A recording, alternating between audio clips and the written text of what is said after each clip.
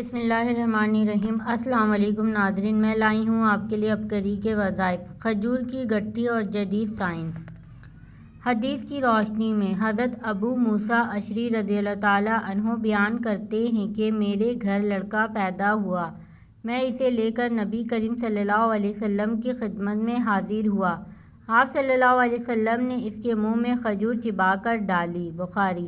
سائنسی تحقیق: ماں کے پیٹ میں بچے کو جو خوراک ملتی ہے اس کا اور کھجور کا مزاج بالکل یکساں ہے، حتیٰ کہ ماہرین کے مطابق جو اجزاء بچے کو ماں کے پیٹ کی خوراک میں ملتی ہے بالکل وہی اجزاء کھجور کا حصہ ہے۔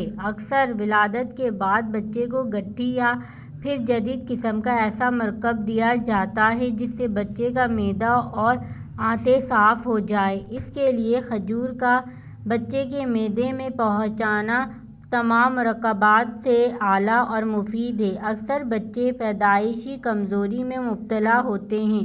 اگر ان کو پیدائش کے فوراً بعد دودھ، پانی یا کوئی اور چیز دی جائے گی تو بچوں میں درد شروع ہو جاتے ہیں۔ حضور صلی اللہ علیہ وسلم کا عمل آخرت اور قیامت تک مفید اور مسلم ہے۔